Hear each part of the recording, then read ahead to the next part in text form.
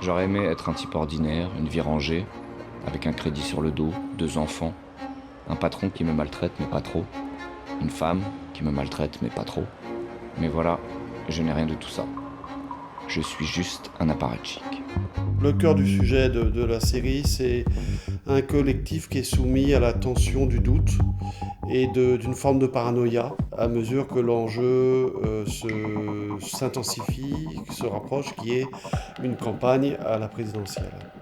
Et plus la campagne progresse, plus le doute vient miner les relations à la fois au sein du collectif et au sein de la figure principale de la série, qui est un directeur un conseiller de campagne, qui est un apparatchik, le plus proche, vraiment l'homme de confiance du candidat. Pas besoin de vous demander si l'un d'entre vous était au courant de tout ça avant la primaire?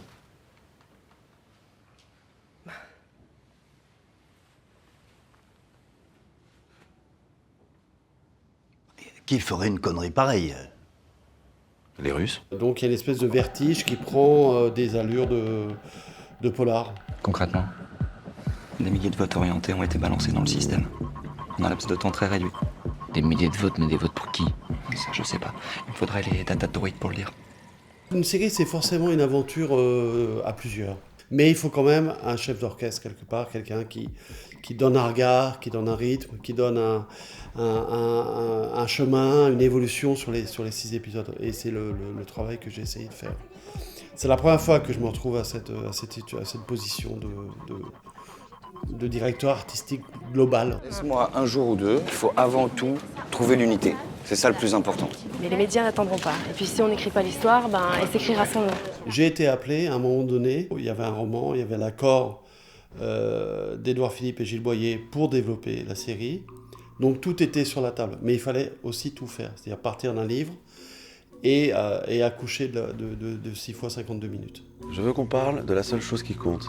Je veux qu'on parle de la seule chose qui compte vraiment. C'est-à-dire? Tu le sais très bien. Les investitures. C'est-à-dire? Tu le sais très bien.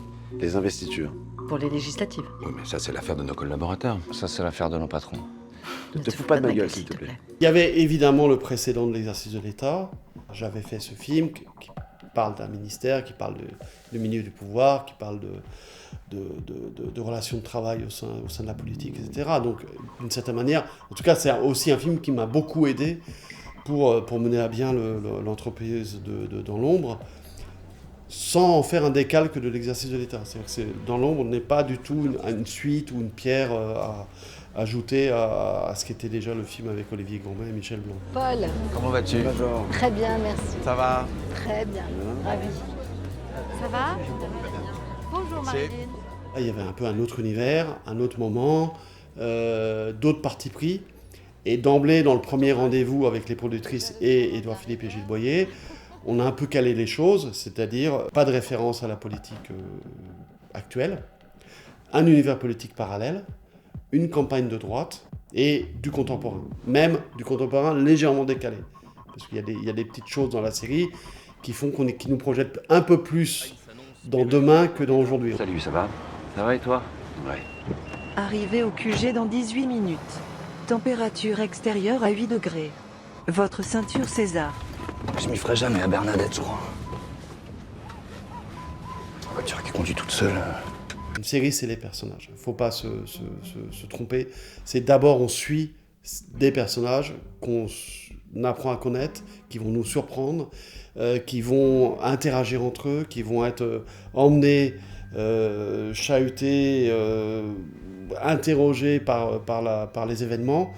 Mais c'est quand même les personnages qui font l'unité de la série. Et quelle est la scène originelle, le déclic, enfin le moment où vous vous dites je peux devenir président de la République? Vous me croiriez si je vous disais qu'il n'y en a pas? Ah, donc vous êtes né pour devenir président? Devenir, non. Vous l'êtes depuis toujours? On a introduit des nouveaux personnages, des nouvelles péripéties. On a nommé des personnages qui n'étaient pas nommés dans le roman. On a donné une couleur politique qui n'était pas nommée dans le roman. Je me suis dit, après Baron Noir, essayons d'aller un peu poser le regard sur la droite. Écoutez, toutes les déclarations sont publiées, donc je vois pas ce que je peux vous dire de plus. Ma question ne porte pas sur ce qu'il a déclaré. Vous avez relu ces déclarations de patrimoine des 2 dernières années? Oui, je passe tous mes dimanches à ça. Le plus intéressant, comme souvent, c'est ce qui ne figure pas.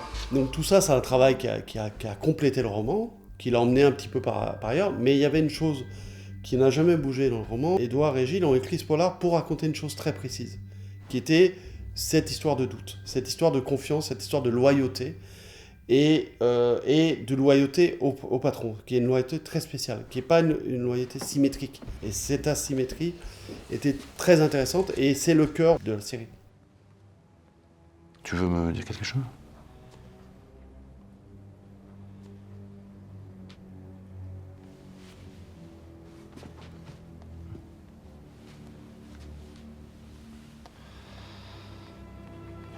À tout à l'heure. La question de la loyauté a aussi une part d'aveuglement, c'est-à-dire de se jeter dans le vide, de se jeter dans une pure confiance. On se donne à quelqu'un. C'est à la fois la force de la politique et peut-être aussi sa limite, d'une certaine manière. Ce qu'attend Francoeur, c'est de la confiance, et donc il ne va pas réconforter. Il ne va pas démentir une chose sur laquelle il n'a pas assez expliqué.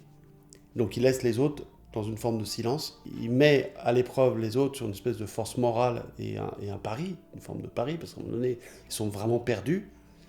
Mais lui ne va pas les alléger et donner la solution. Et aussi parce qu'il ne l'a pas. On peut douter de nous, mais on n'aurait pas le droit de douter de lui. Alors moi, je le dis. Je pense que Paul est impliqué. Non. On l'a aidé, il s'est fait aider, il le sait, il nous trimballe. Pour moi, c'est un homme de pouvoir. Si les collaborateurs doutent de lui, c'est leur problème.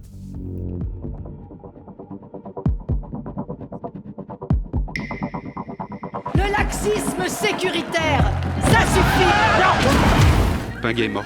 Si quelqu'un avait voulu s'attaquer à moi, ce serait déjà fait. Ne dis rien.